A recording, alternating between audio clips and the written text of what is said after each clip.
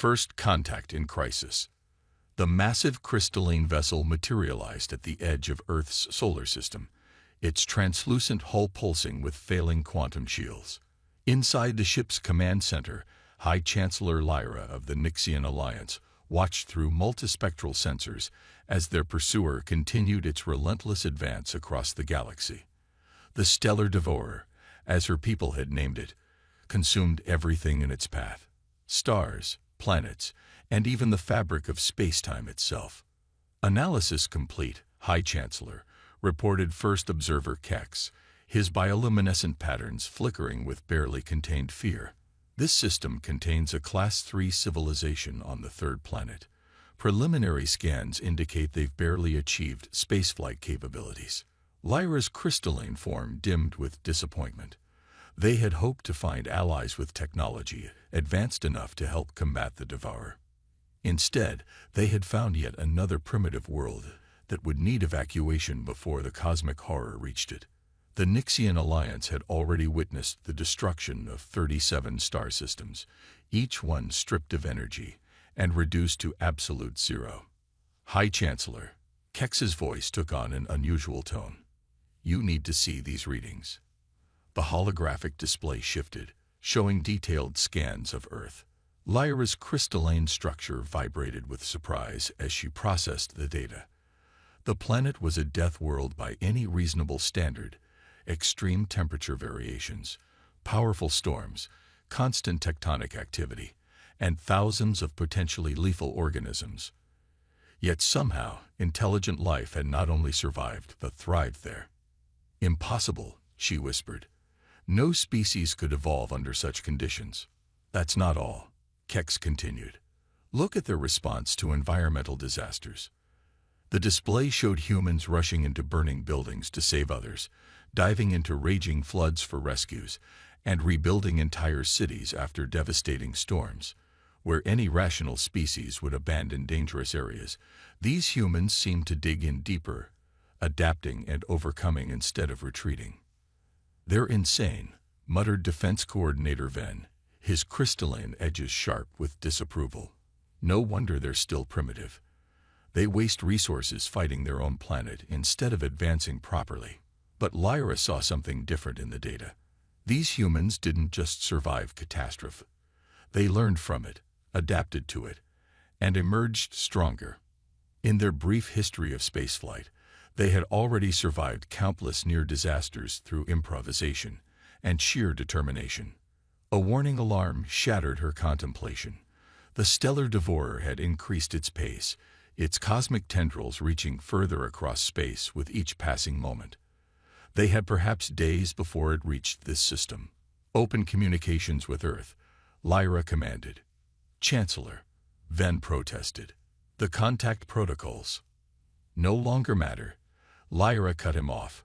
Not with the Devourer approaching.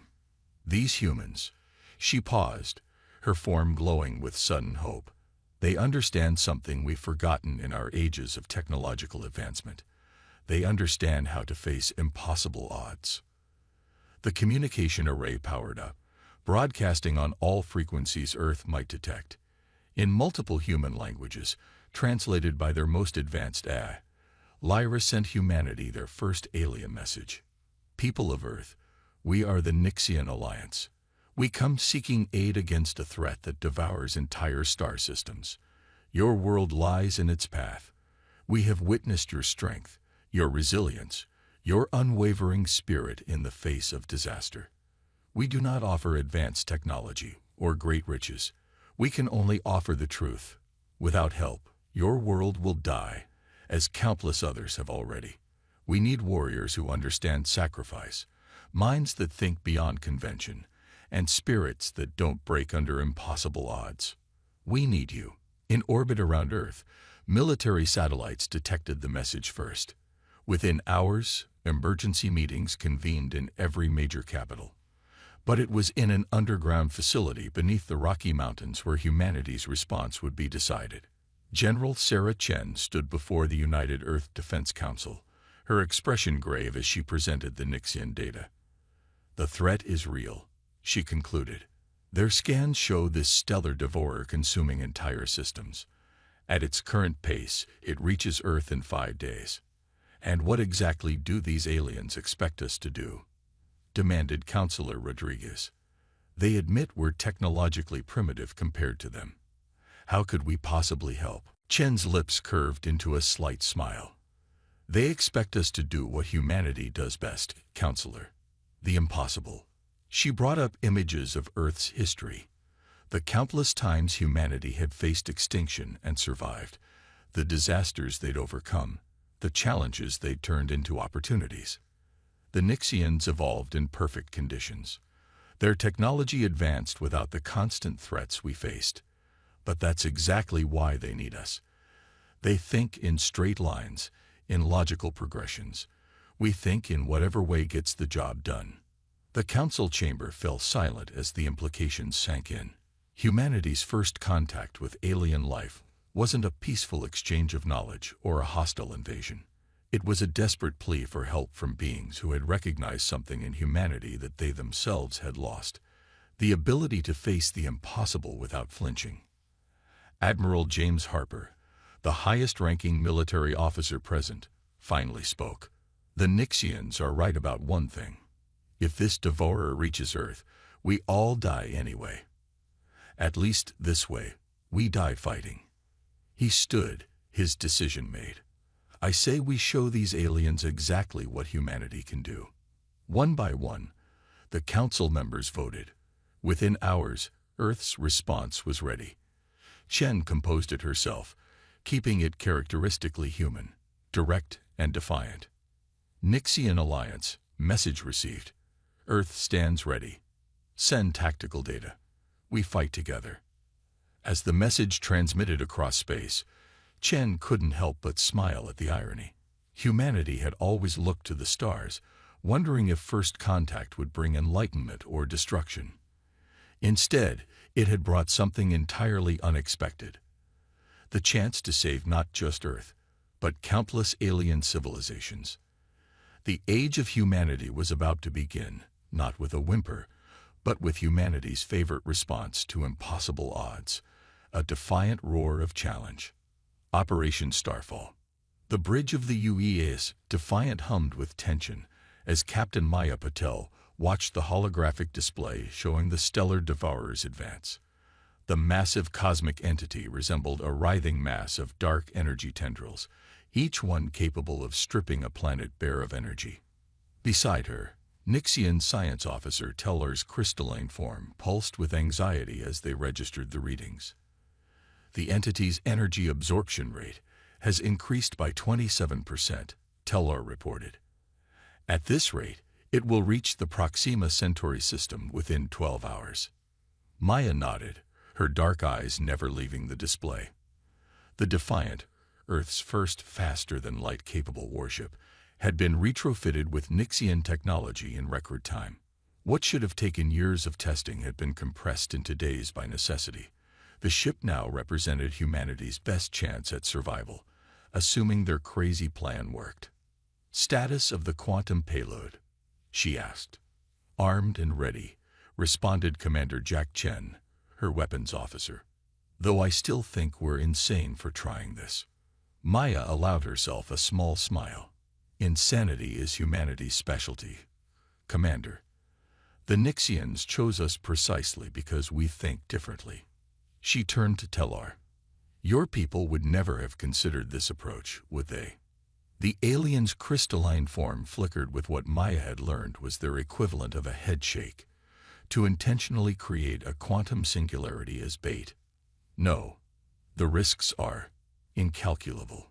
That's because you are still thinking like an advanced civilization, Maya replied. Sometimes the most primitive solution is the best one. We're not trying to outsmart the devourer. We're setting a trap, like our ancestors did when hunting much larger prey. The plan was audacious in its simplicity. The combined human-Nixian fleet would create a massive quantum singularity, similar to an artificial black hole, as bait for the devourer. When it moved to consume the energy, they would collapse the singularity in a way that would theoretically disrupt the entity's energy absorption patterns. All ships report ready, Captain, announced Lieutenant Sarah Wong from Communications. The fleet was an odd mix. Sleek Nixian vessels alongside Earth's more rudimentary, but heavily armed ships. They had trained together for barely 3 days, but necessity had forged them into a coherent force. Very well. Maya stood, addressing her crew, and through the quantum comm network, the entire fleet. This is Operation Starfall. We face an enemy that has devoured worlds and extinguished entire civilizations. It thinks it's invincible because it's never encountered anything it couldn't consume. Today, we prove it wrong. Today, we show the galaxy that humanity doesn't just survive. We protect others. All ships, battle stations. The fleet moved into position, forming a complex three-dimensional pattern that the Nixians had calculated would maximize the Singularity's stability. The Defiant took point position, its hybrid engines pulsing with combined human and alien technology. Singularity generators online, Jack reported, beginning quantum fold sequence. Space itself seemed to bend as the fleet's combined power created something that shouldn't exist. A controlled quantum singularity, its energy signature deliberately tuned to attract the Devourer's attention. The cosmic horror responded immediately, its dark tendrils shifting course toward the artificial feast. Entity approaching at increased velocity, Tel-Ar announced, their crystalline form vibrating with both fear and excitement. Energy absorption patterns changing. It's taking the bait. Maya watched as the Devourer's massive form approached the singularity. Timing would be critical. Too early, and the trap would fail. Too late, and they'd lose their one chance at victory. All ships hold position, she commanded. Wait for my mark. The Devourer reached out, its tendrils wrapping around the singularity. Energy readings spiked off the charts as it began to feed. Maya could feel her ship vibrating as reality itself warped around them. Now, she ordered, execute Operation Starfall. The fleet acted as one. Each ship activated its quantum collapse generators, forcing the singularity to implode in a precisely calculated pattern. The Devourer, caught mid-feed, couldn't disengage in time. The resulting quantum backlash tore through its energy matrix like a bullet through flesh. For the first time in recorded history, the cosmic horror screamed, a sound that existed not in normal space, but in the quantum realm itself. Its dark tendrils thrashed wildly, several of them dissipating into nothingness. Direct hit, Jack shouted. Entity's energy coherence dropping by 60%, 70%. All ships, full power to weapons. Maya commanded, hit it while it's wounded. The combined fleet opened fire, their weapons enhanced by the quantum disruption. Where before their attacks had been absorbed harmlessly, now they tore chunks from the Devourer's wounded form.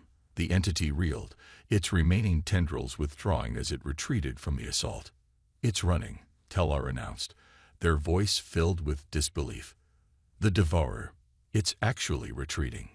Cheers erupted across the fleet as the cosmic horror fled, its once mighty form now badly diminished. They had done it.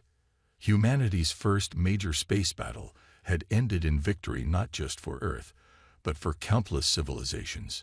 Maya allowed herself to breathe finally, but she knew this was just the beginning. The Devourer was wounded, not destroyed, and it would return. But they had proven something crucial. The entity wasn't invincible. It could be hurt, and what could be hurt could be killed. Send word to Earth and the Nixian Alliance, she ordered. Operation Starfall successful. Enemy wounded and retreating. Request permission to pursue and finish the job. As the messages were sent, Maya looked around her bridge. Humans and aliens working together, their differences forgotten in the face of a common threat. They had done more than just wound a cosmic horror today. They had shown the galaxy that humanity's primitive thinking could succeed where advanced technology had failed. The hunt was on, and humanity was leading the charge. The knowledge exchange. The Antarctic research base Echo 7 had never been designed to host alien life forms. Yet here, In the pristine white expanse of Earth's most isolated continent, humanity's first major cultural exchange center with the Nixians had been established. Dr. Elena Santos watched through reinforced windows as a Nixian crystalline form glided across the snow, its structure refracting the harsh polar light into rainbow patterns. Fascinating, remarked senior researcher Zirain, their crystalline body pulsing with blue-green light. Your species chose to build a research facility in one of the most inhospitable regions of your already challenging world. Why? Elena smiled, having grown used to the Nixians' perpetual amazement at human choices. The same reason we do most things, Zirain. Because it was there, and because someone said it couldn't be done. The base had been transformed in the weeks following Operation Starfall. What had once been climate research laboratories now housed joint human-Nixian research teams. They were racing against time, knowing the wounded stellar devourer would eventually return, potentially stronger than before. Your latest combat simulation results are unexpected, Zirain commented, bringing up a holographic display. The projection showed human pilots executing maneuvers that the Nixians had calculated to be impossible. Our models indicate these tactics should result in critical failure, yet your pilots succeed consistently. Elena pulled up her own data on a nearby screen. That's because your models assume pilots will follow logical response patterns. Humans. She paused, searching for the right words. We have a saying. Think outside the box. When faced with impossible situations, we don't just accept the parameters. We change them. In the adjacent training chamber, those very principles were being put into practice.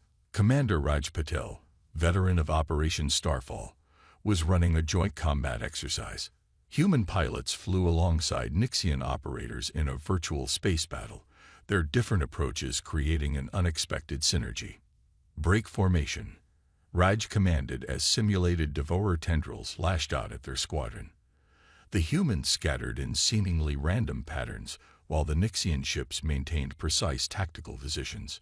What looked like chaos was actually a carefully orchestrated dance. Human unpredictability creating openings that the Nixians' superior technology could exploit. Still having trouble understanding how they do it, Zirain admitted, their crystalline form flickering with puzzlement. Your species takes risks that our calculations show to be unnecessarily dangerous.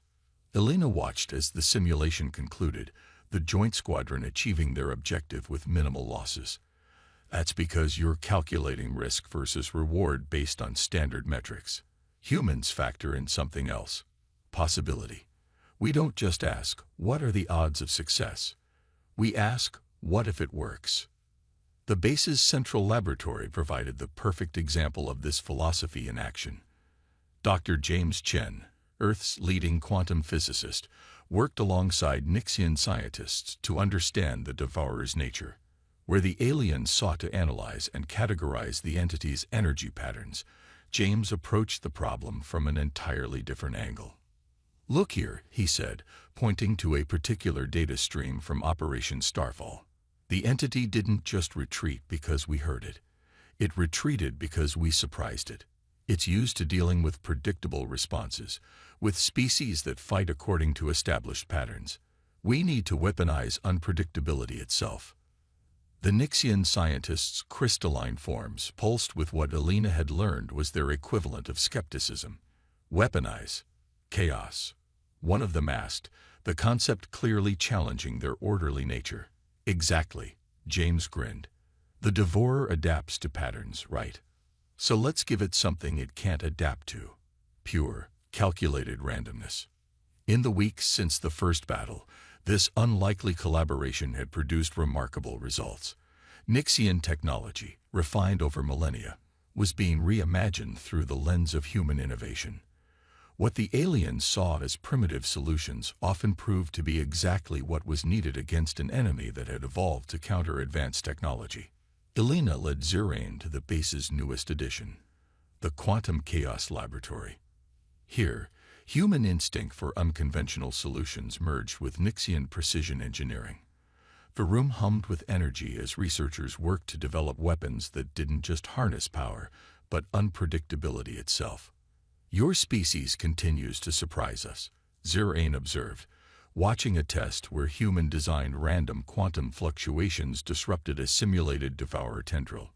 "We thought we were teaching you our advanced technology. Instead, you're teaching us to think differently." "That's the real exchange happening here," Alina replied. "You're showing us how to refine our chaos, and we're showing you how to embrace it. The Devourer doesn't just face our combined technology now, it faces our combined perspective." As if to emphasize her point, an alarm sounded from the long-range detection array. The Devourer had been spotted, moving through a distant system. But this time, they were ready.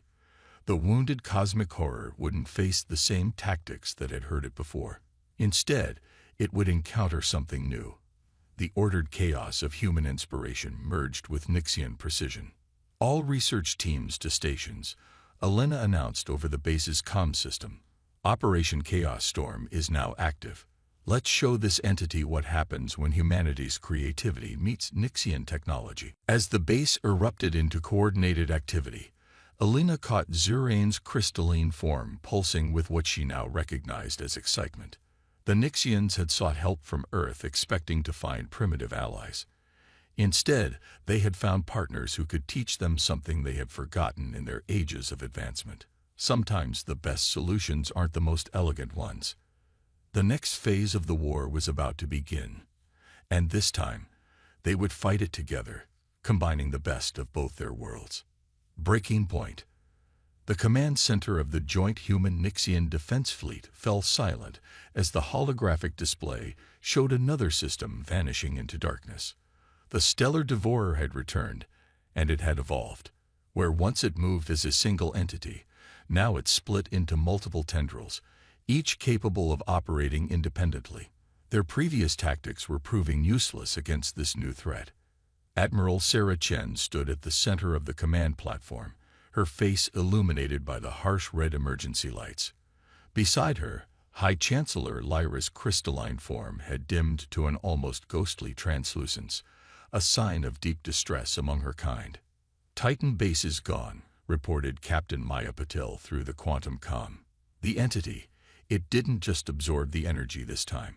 It consumed the quantum barriers like they weren't even there. "We've lost contact with all research teams." Sarah's fingers dug into the tactical display's metal rim. Titan Base had been their most advanced research facility, where the best minds of both species worked to develop new weapons against the Devourer. Its loss wasn't just strategic, it was personal. "Show me the attack pattern analysis," she commanded. The holographic display shifted, revealing the entity's new behavior. What had once been predictable energy absorption had become something far more sinister. The Devourer wasn't just feeding anymore. It was learning, adapting, evolving. "It's using our own tactics against us," Lyra observed, her crystalline structure vibrating with realization. "The unpredictability we introduced, it's incorporated it into its own nature." The implications hit Sarah like a physical blow. Their greatest advantage, humanity's chaotic innovation combined with Nixian precision, had become their greatest vulnerability. The entity had taken their lesson in unpredictability and twisted it into something horrifying. "All remaining research bases, initiate Protocol Omega," Sarah ordered. "Wipe all data cores. We can't risk the entity absorbing any more of our tactical information."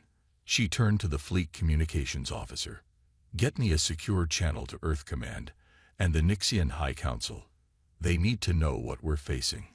But before the order could be carried out, new alerts flooded the command center. The Devourer had changed course abruptly, its massive form splitting into dozens of smaller tendrils, each one headed toward a different target: research bases, defense installations, population centers. "It's not just attacking randomly anymore," Dr. James Chen's voice cut through the chaos as he burst into the command center, his tablet displaying complex quantum calculations. "Look at the pattern. It's specifically targeting our command and control infrastructure. It's developed actual strategy." Sarah watched in horror as the tactical display showed the entity's tendrils moving with terrible purpose.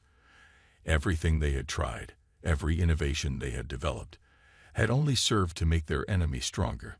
The combined fleet moved to intercept, but their weapons, even the chaos-based ones, barely seemed to register against the evolved horror. "Fall back to secondary positions," Sarah ordered, but even as she spoke, she knew it wouldn't be enough. The Devourer had learned to counter their defenses, predict their retreats, and adapt to their chaos. They were watching everything they had built crumble before an enemy they had inadvertently helped create. In the midst of the devastation, a junior officer's voice cut through the despair. "Admiral, look at this." On a secondary display, readings from a damaged sensor array near Titan showed something unexpected. For a fraction of a second, when one of the entity's tendrils had passed through a failed quantum containment field, its energy pattern had flickered. James rushed to the display, his eyes widening as he analyzed the data. This is it. The containment field wasn't trying to contain or damage the entity. It was failing, breaking down in a completely chaotic way. The entity couldn't adapt because there was nothing stable to adapt to. "You mean?" Sarah started, beginning to see where he was going. "We've been going about this all wrong," James continued, his words tumbling out faster. "We've been trying to weaponize chaos, to control it. But true chaos can't be controlled. That's what makes it chaos. We need to embrace total entropy." Lyra's crystalline form pulsed with uncertainty. "But that would mean sacrificing everything we've built," Sarah finished. She looked around the command center at the advanced technology they had created together, at the perfect fusion of human innovation and Nixian precision. All of it would have to be abandoned for a solution so primitive, so fundamentally chaotic, that it bordered on madness. "Can we even do it?"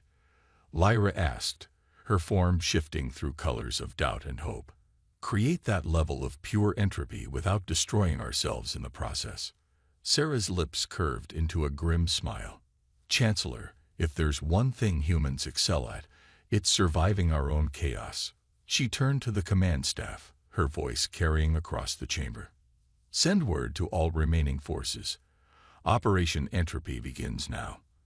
And may whatever gods exist have mercy on us all, because what we're about to do defies the laws of nature itself." As the orders went out, Sarah watched the Devourer continuing its advance. They had tried to fight this cosmic horror with weapons, then with chaos, and finally with the combination of both. Now they would try something else entirely. They would fight it with pure, uncontrolled entropy.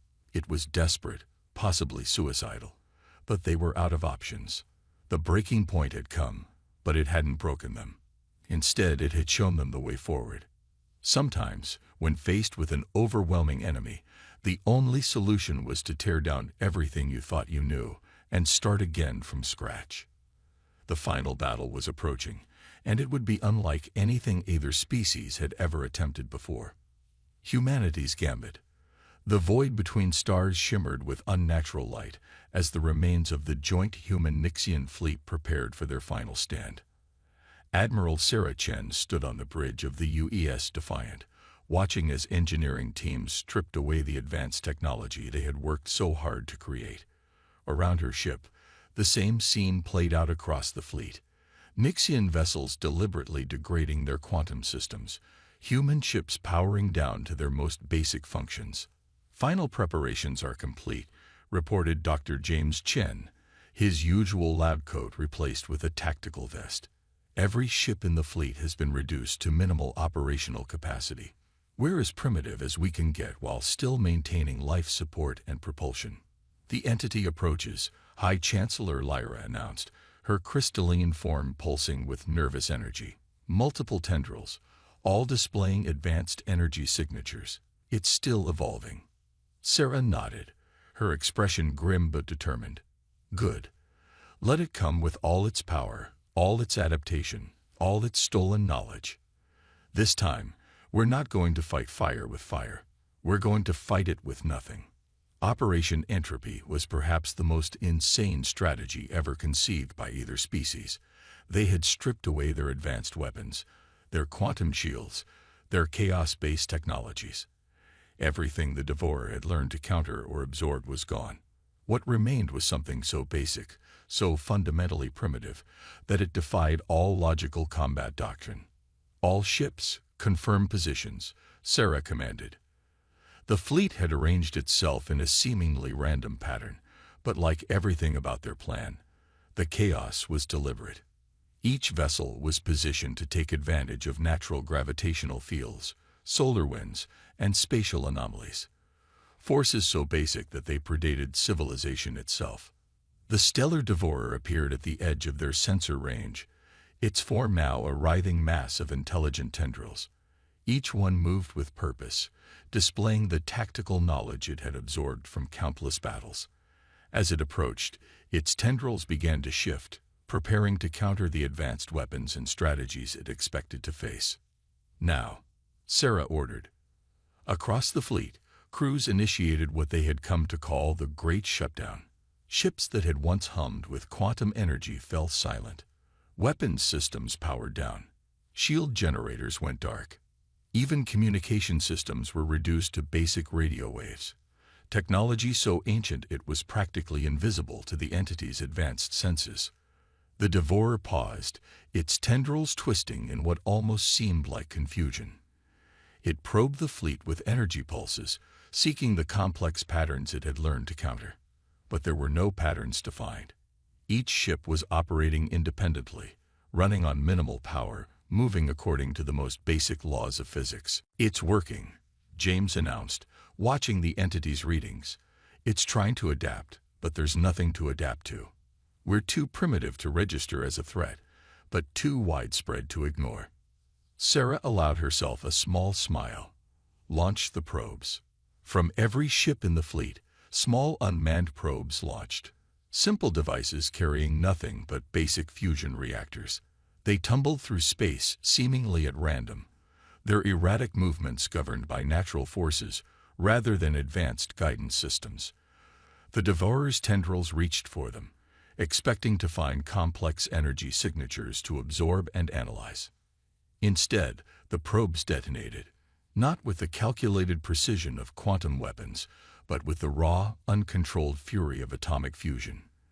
The explosions were messy, wasteful, and absolutely impossible for the entity to predict or counter.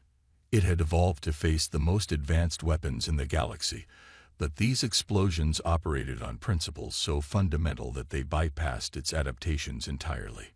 "All ships, execute random walk patterns," Sarah commanded. The fleet began to move in ways that would have made any tactical officer cringe, ships tumbling end over end, using gravity assists and solar winds to change direction, burning fuel with reckless abandon.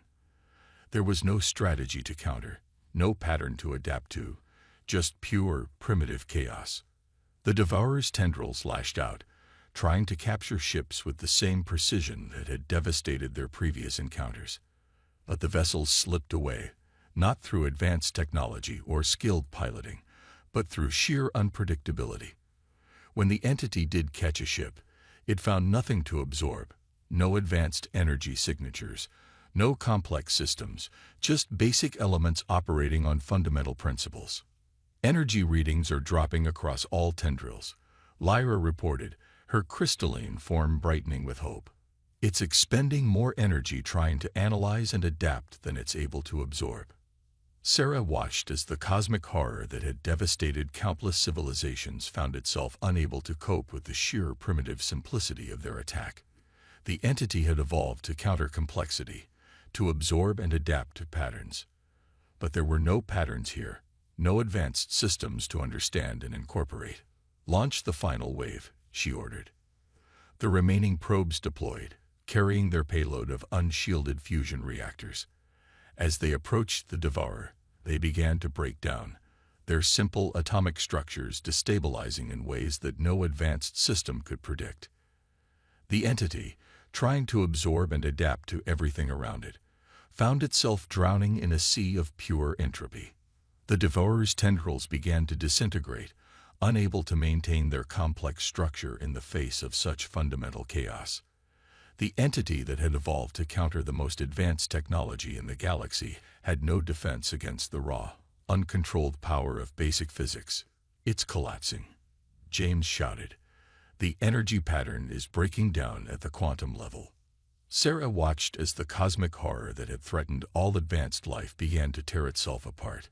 In trying to absorb and adapt to their primitive assault, it had lost the coherence that held its vast form together. The entity that had devoured stars died not to advanced weapons or brilliant strategies, but to the most basic forces of nature. As the last traces of the devourer faded from their sensors, Sarah turned to Lyra. The Nixian's crystalline form glowed with a mixture of awe and understanding. "You know what this means," Sarah said softly. "Everything we thought we knew about warfare, about advancement, about evolution itself, was both right and wrong." Lyra finished.